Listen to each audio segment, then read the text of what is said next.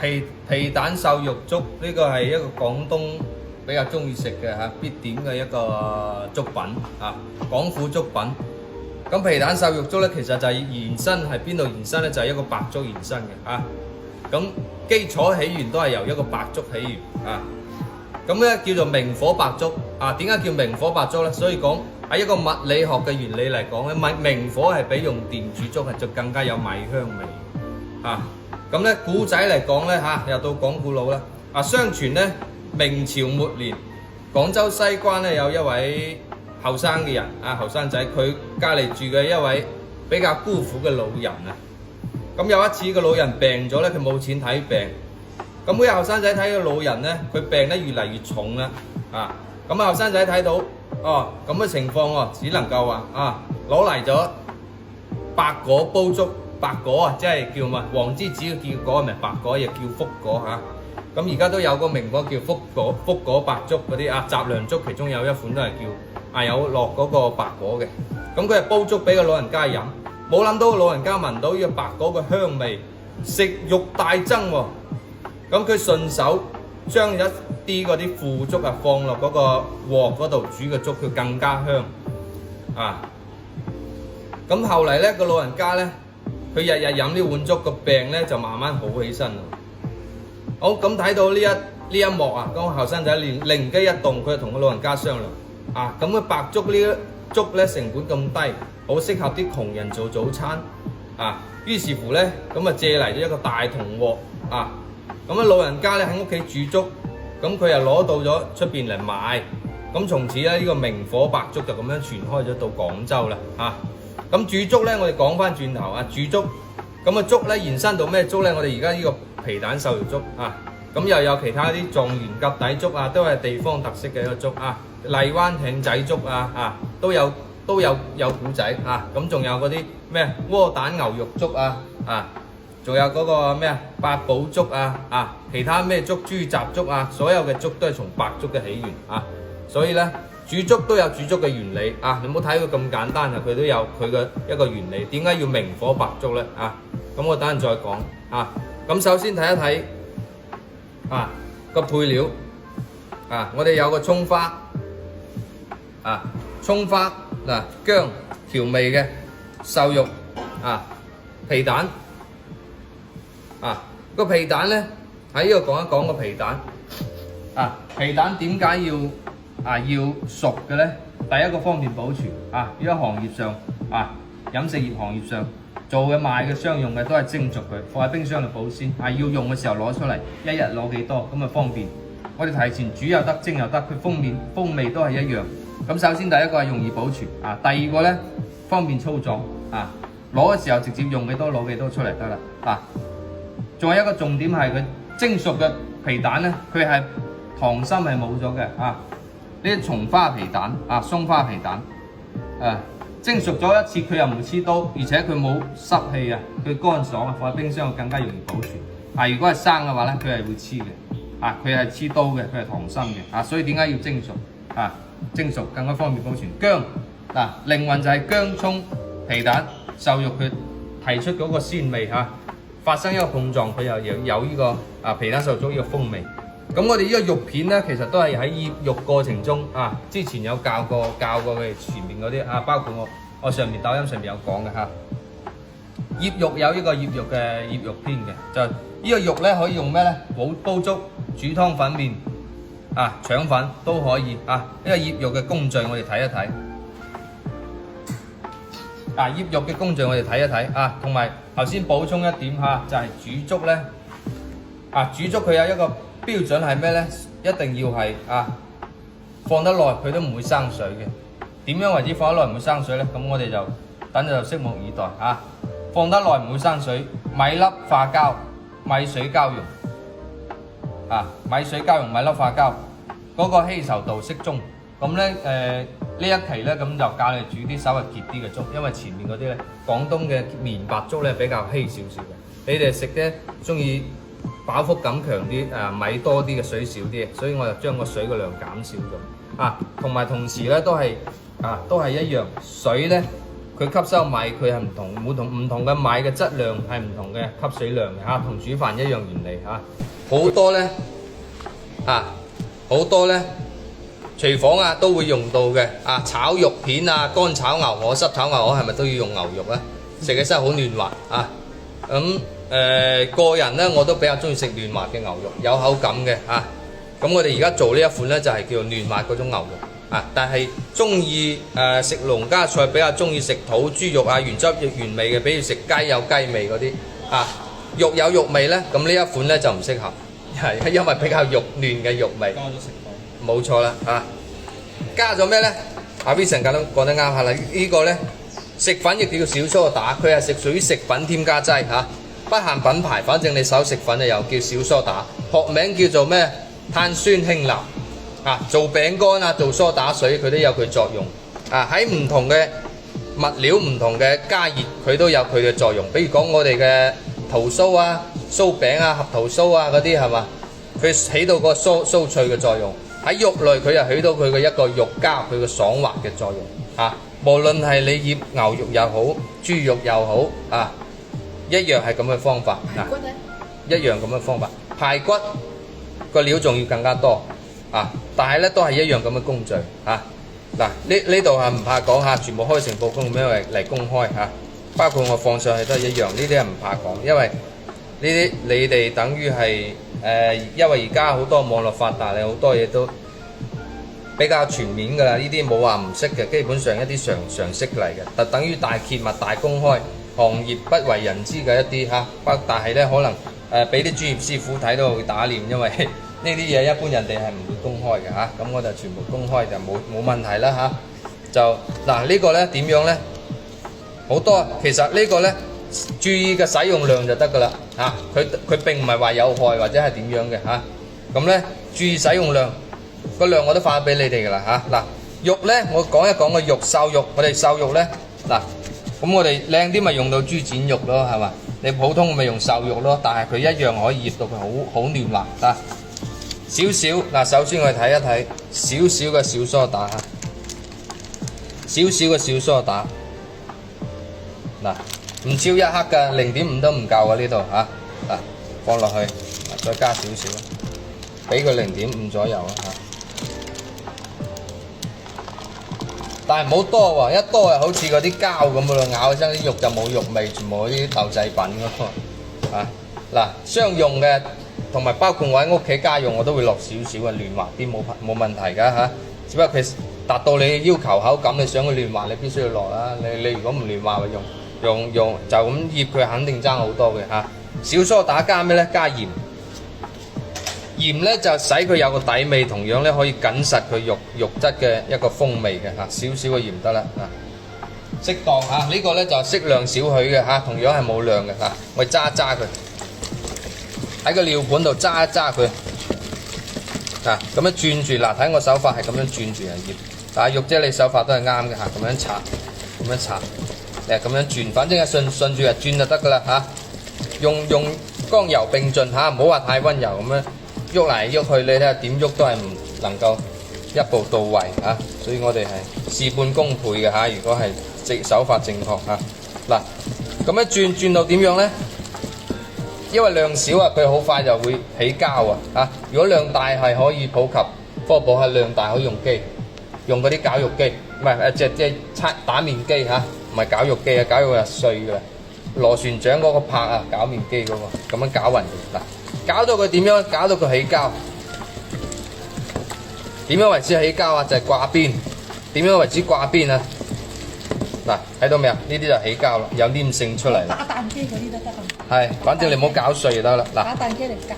係呢啲咪掛邊起膠咯，係嘛？你肉質就乾爽好多嘅，一嚿嘅黐埋一嚿。好，咁嘅情況之下，我哋要點咧？第二步咧就係要調味調味咧用到乜嘢？用到糖，少許嘅糖呢個係鹽，搞錯，呢個先糖少許嘅糖。胡椒粉好，唔好太多胡椒粉就重啦跟住雞精或者雞粉呢個又係可以普及講一講，適量就得㗎啦何謂適量咧？就少許啊，提鮮嘅作用嘅啊，包括自己屋企食嘅少許都冇問題啊。只係佢係起到提鮮嘅作用，並唔係話對人體會有幾大傷害啊。更加大嘅傷害，我相信喺國內好多人都係食過，冇一個唔食過嘅咩。嗰啲咩燒烤都比呢個大，咁咪咯，你嗰啲調味粉，白子粉係咪可以代替雞粉？白子粉，咁我未用過喎白子，反正佢增鮮嘅嘢。係增鮮。咩叫味之素啊嗰啲咁嘅作用，增鮮就得㗎啦。總之嘅白子好似個藥材咁嘅白色嘅打成粉。係中藥材。咁你個健康角度嚟講咧，可以試下啊，提鮮嘅作用。係啊，啲肉類。可以試下。白子粉我都買咗。嗱，好似你醬料啊，你普通嘅醬料蠔油啊，咁呢個真係蠔油啊！真正做過科學嘅試驗，攞嚟燒火嚟燒，一直燒個蠔油，真正嘅蠔油熬出嚟蠔油，佢係點燒？你加落水，佢一樣係稀釋，可以變成液體。但係某蠔油我哋平時用嘅直接燒一燒佢又硬塊嘅，所以做過科學試驗嘅嚇。而家好多嘢都係啦，但係少食無妨少食無妨，呢啲無傷大雅，少食無妨反正記住一句話定律就係越少越咩呢？時間越長嘅就越多添加防腐嘅嘢保質期越短呢，就越健康新鮮呢啲係定律嗱，攪勻咗調咗味之後呢，咁我哋呢就要放咩呢？放呢個生粉掂水咯喎，佢可以點啊？可以鎖住呢個調味嘅風味，同時咧可以增滑分次加入澱粉水無論我哋講嘅生粉咧一般係粟粉又或者靚啲係用薯仔粉叫做生粉大陸呢邊叫生粉，薯仔粉或者係叫咩粟粉溝多少水呢度濃分次加入嘅水攪勻佢，等佢完全吸收水分，同樣係搞到佢滑起膠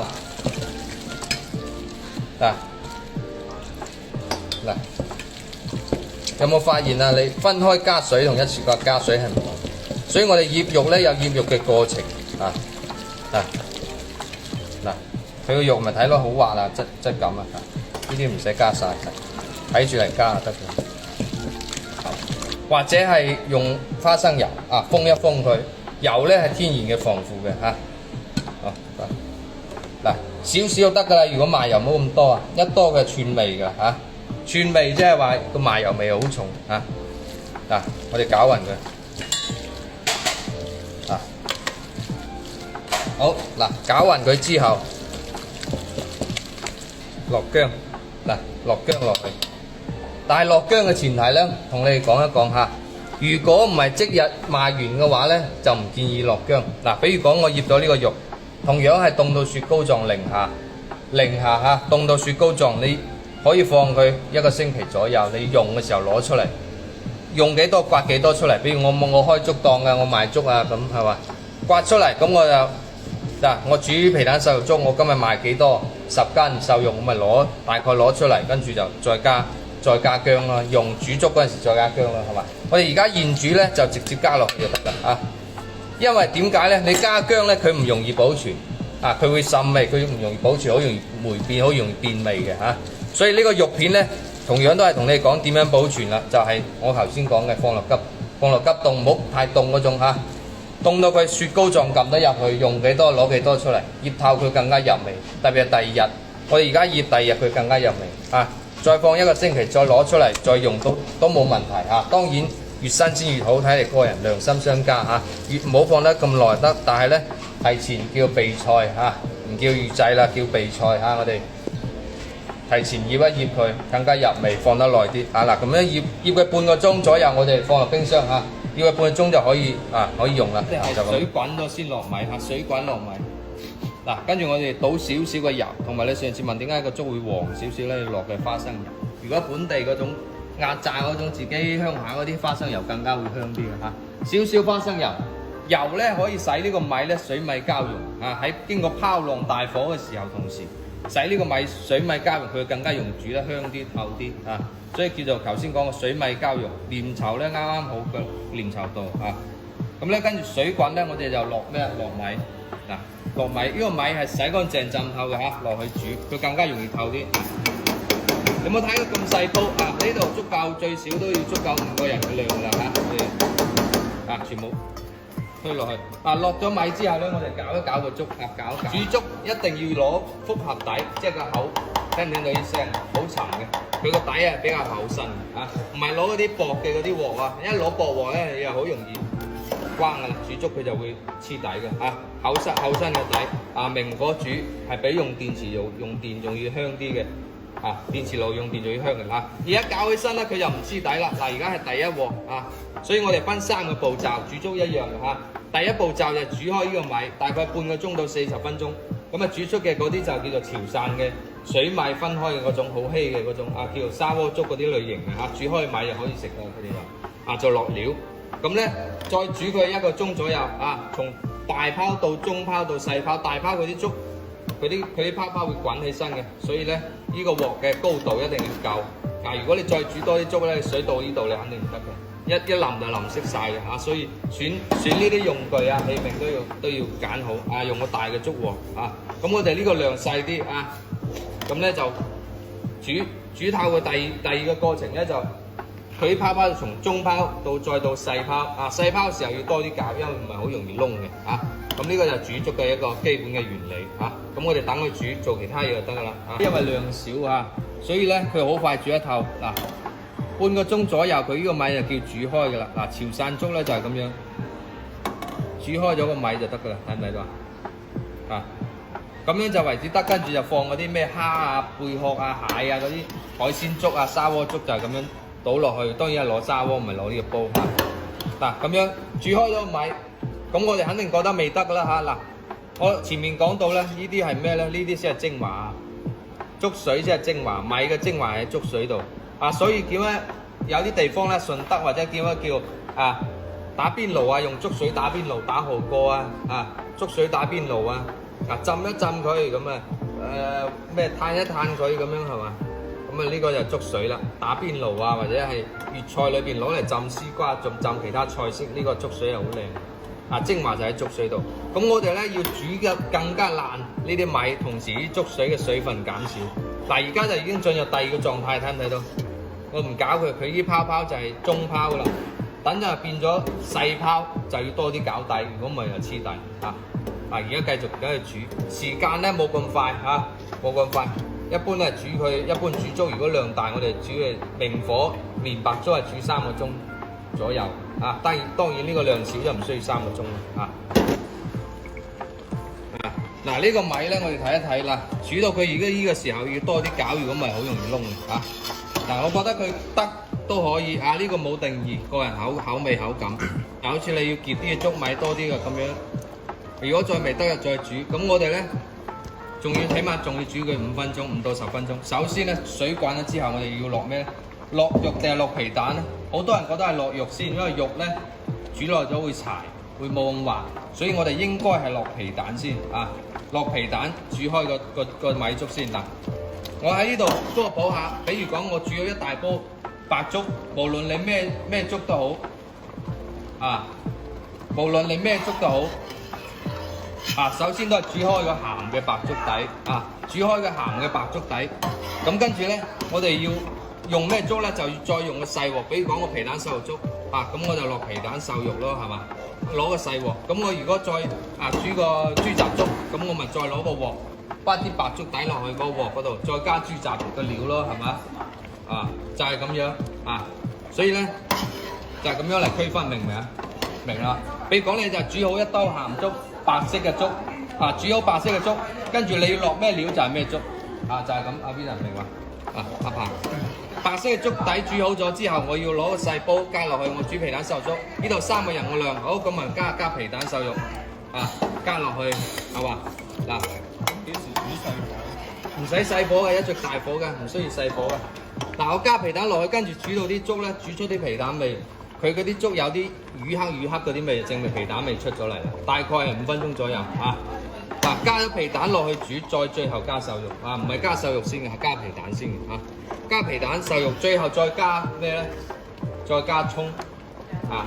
薑咧已經落咗瘦肉度啦，有啲人就直接落薑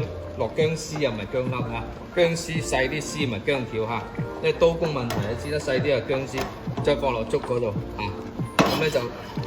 由佢煮一煮呢個皮蛋煮出味，同時咧使呢個粥佢更加濃稠啊，更加濃稠，米就見得更加多啲啊，咁我哋等陣再落瘦肉啊，再落瘦肉。嗱，而家咧呢個粥煮得比較結啊，睇唔睇到啊？一陣間結，因為佢量少啊。啊，基本皮蛋味就出咗噶啦，跟住我哋要點咧？落瘦肉嗱，比如講我依一兜肉我係當然啦，希望要更加賣得多啲啦嚇。呢度一個半個鐘啦嚇，俾個半個鐘可以賣晒啲肉。咁我哋而家就加肉片落去嗱。比如講呢度有3個客人點個粥，皮蛋瘦肉粥，我咪落3個人嘅量咯，個量自己定義嚇。自己定義，3個人嘅量，咁你攞肉咧，你就攪開佢，攪開佢嘅肉啊，唔可以一嚿啊，因為一嚿你好容易熟嘅嚇。攪開佢，肉片咧好快熟嘅，因為佢粥嘅溫度好高啊。肉片大概放落去水粥滾咗之後，肉片大概係1分鐘左右就熟嘅啊。咁樣攪開佢，好啦，最後要落咩咧？最後就落呢個檸檬葱花揼少少落去個肉片又已經基本熟㗎啦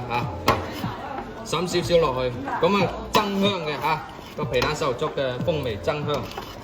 好啦，呢個係咩咧？呢個係冇鹽嘅喎，咁我哋要點啊？要加鹽要加鹽。個鹽咧個人口味唔夠鹹再加鹹啲咁我而家加鹽適合嘅口味嗱，呢啲就係你要嘅嗰種結啦肉啫。嗱，呢肉片都熟㗎啦，已經夠嫩滑㗎。皮蛋瘦肉粥咧一定係要先食，你唔好打包佢風味又冇咁好㗎啦嗱，啲肉片就夠嫩滑㗎啦，趁熱食一浸得耐啲肉有柴㗎啦所以咁就得㗎啦嗱，皮蛋瘦肉粥睇一睇幾有香味